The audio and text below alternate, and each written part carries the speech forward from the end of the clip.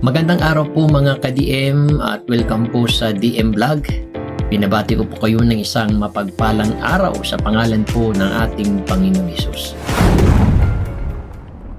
Ayan mga ka-DM, muli naman po tayong magbabalik sa ating ikatlong episode kung saan nasa Book of Psalms pa rin po tayo at ngayon po ay nasa ikatlong bersikulo ng ating pong pinag-usapan.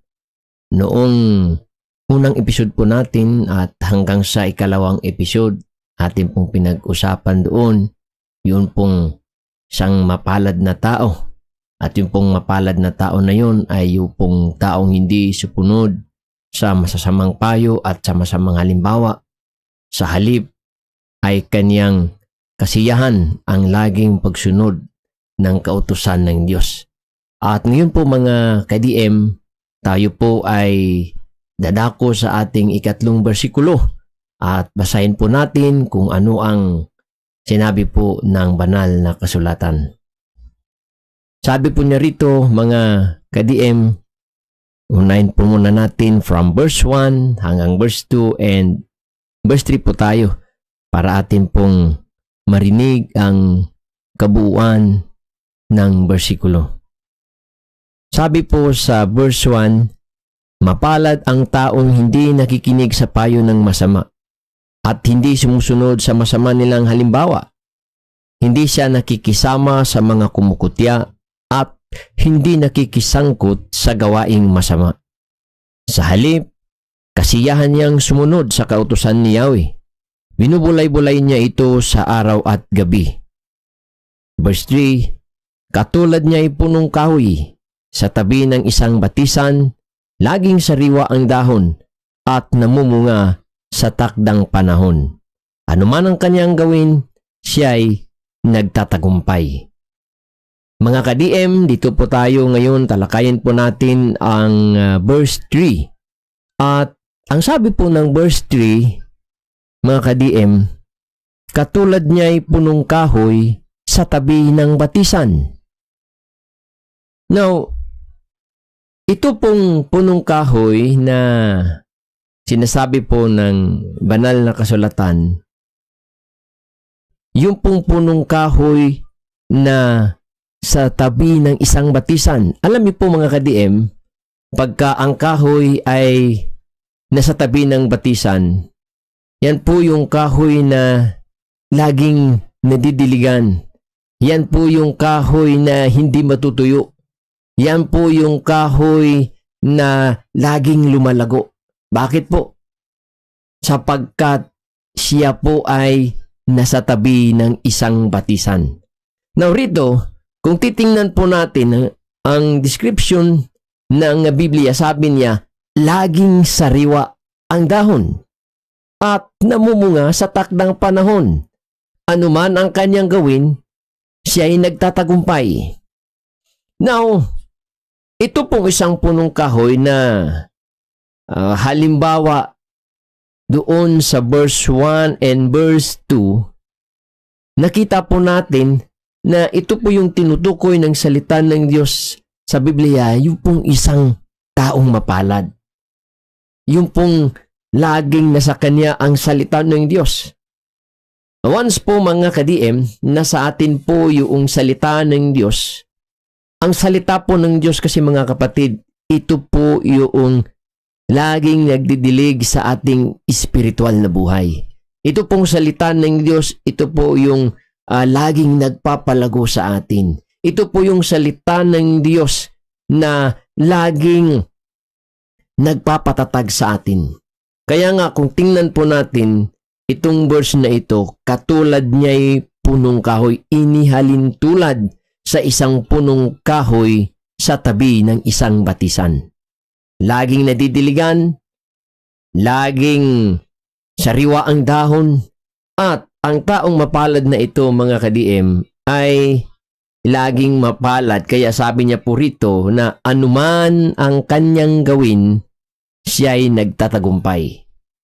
So dito po sa kanyang ginawa, hindi po kasali rito mga ka-DM yun pong mga masamang halimbawa. Kaya nga sa verse 1 ay hindi siya yung taong sumunod sa masamang halimbawa. Hindi siya yung taong nakinig sa masamang payo. Yung taong dito yung laging kasiyahan ang pagsunod sa salita ng Diyos. Kaya nakita po natin na katulad niya ay isang punong kahoy sa tabi ng isang batisan. Laging sariwa ang dahon at laging namumunga sa takdang panahon. Napakaraming bunga na binibigay po ng salita ng Diyos. Meron din pong bunga ng Espiritu. Yung pong ating makita sa Galatians chapter 5 verse 22 hanggang 23. At kung makita po natin doon, laging una, doon po sa pinakabunga ay yung pong pagmamahal. Lahat ng mga espiritual na bagay, yung mga bagay na hindi nakikita ng tao, dito po meron sa isang mapalad na taong sinasabi po ng Biblia. Malamang ka-DM, ikaw o ako, sino ka man, anong status mo man sa mundong ito, naway tayo po yung isang taong laging kasiyahan natin ang pagsunod sa salita ng Diyos. Sabi niya, katulad niya'y punong kahoy na laging nadidiligan, na laging sariwa ang dahon, laging sariwa yung ating pananaw, laging sariwa yung pong ating buhay, laging sariwa yun pong ating ginagawa sa kaharian ng Diyos. Mga ka-DM, sa araw na pong ito, naway lagi po nating ilagay sa ating daily meditation na ang isang taong mapalad na ito, yung taong sa kanya ang salita ng Diyos. Yung taong daladala ang salita ng Diyos. Yung taong nadidiligan ng salita ng Diyos. Kaya mga ka-DM, ano pa pong hinihintay natin? Tayo po ay makinig, magbasa ng salita ng Diyos at manalangin upang turuan tayo, tulungan tayo kung paanong mamuhay ng may kabanalan, kung paanong mamuhay ng may pagkatakot sa Diyos, kung paanong mamuhay ayon sa kanyang kalooban, sapagkat sabi po ng Biblia, katulad niya ay punong kahoy sa tabi ng isang batisan na laging sariwa ang dahon. At maliban pa sa sariwa ang dahon, pagkasabi po kasing sariwa, laging fresh, presko, hindi matamlay, hindi malamya. Ibig sabihin laging aktibo sa bawat gawain. Kaya kung makita po natin dito, at sabi niya, namumunga sa takdang panahon. Ang isang buhay pananampalataya, mga ka-DM, lagi po yang merong bunga na makikita. Lagi po yang merong product. Lagi pong merong merong resulta. Ayan po. At sabi po niya rito, mga ka-DM, anuman ang kanyang gawin, siya ay nagtatagumpay. Bakit po nagtatagumpay itong taong mapalad ito? Kasi po, nasa kanya ang Diyos, nasa kanya ang salita ng Diyos, at kung anuman ang kanyang hiling sa Diyos, ibibigay po ng Diyos. Sapagkat ang taong mapalad na ito ay laging kinikilala na ang Diyos ang pinagmulan ng lahat ng bagay. Kaya nga hindi siya umaasa sa mga payo ng iba, sa mga masasamang payo, sa mga masasamang halimbawa.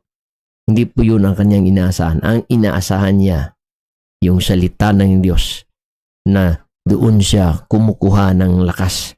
Doon siya sa kautusan ng Diyos kumukuha ng guidance. At laging kasiyahan niya ito. Mga ka-DM, sa panahon po natin ngayon, bihira na lamang ang mga taong katulad ng isang punong kahoy na laging sariwa ang dahon, na laging mamunga sa takdang panahon. Bihira na lamang po. Bakit ka mo bihira na lang? Kasi po mga ka-DM, hindi na sila nagagalak doon sa pakikinig ng salita ng Diyos. Bagkus, ibinabaling nila ang kanilang tuon doon sa mga hindi magagandang bagay, na which is, yun po ang magdadala sa atin na ikapapahamak natin, na pagpalayo sa atin sa presensya ng Diyos. Kaya mga ka-DM, saan ka man sa sulok ng mundong ito na nakarinig ng salita ng Diyos, bilang ating daily meditation, naway pagtuunan po natin ng pansin ang pakikinig sa salita ng Diyos. Sapagkat ang salita ng Diyos, ito po ang nagdidilig sa ating espiritual na mga buhay. Ito po yung magdidirekta sa atin. Ito po yung gabay natin sa ating araw-araw na pamumuhay. Kaya mga ka-DM, kahit gaano man kabisi ang ating buhay, ang ating mga oras, tangkilikin pa rin po natin ang salita ng Diyos. Ito po yung magdadala sa atin katulad sa isang punong kahoy na ito na laging presko, sariwa ang dahon at sa takdang panahon mamunga. Ibig sabihin meron pong laging resulta ang ating pananampalataya. Hindi po yung tayo yung mananampalataya na walang mga ginagawa. Hindi po. Dito, mga mananampalataya, merong resulta, merong ginagawa sa kaharian ng Diyos. Mga ka-DM, dito lamang muna po tayo ngayon sa ating verse 3 at sa next episode, atin naman pong talakayin ang verse 4 para po sa pagpapasunod ng ating pong episode. Maraming salamat at God bless po sa ating lahat. Tayo po'y manalangin. Panginoong Diyos na aming Ama, maraming salamat po sa bawat pagkakataon at bawat pribilehiyo na iyo pong ipinagkaloob sa amin. Tunay po Ama na wala po kaming magagawa pag wala ka po sa aming mga buhay at pag wala po ang iyong salita sa aming mga buhay. Kaya't Ama, tulungan at turuan mo po kami upang laging mamuhay na may takot sa iyo, mamuhay na daladala ang iyong mga salita upang maging katulad ng isang punong kahoy sa tabi ng batisan na laging sariwa ang dahon at laging mamunga sa takdang panahon. At tulungan mo po kami upang sa bawat naming ginagawa, kami po ay magtatagumpay sapagkat kasama ka po namin. Pagpalain mo po nawa Ama ang mga kapatiran na nakapanood ng episode na ito. Naway magbigay po sa amin ng idea, ng gabay kung paano po kami Ama mamuhay sa mundong ibabaw na ito. Kaya't Lord, ito po ang aming mga samot dalangin at amin pong pinapasalamatan ito tanging sa matamis na pangalan ni Kristo Jesus na aming Diyos at tagapagligtas. Amen. God bless mga ka-DM at mabuhay po tayong lahat.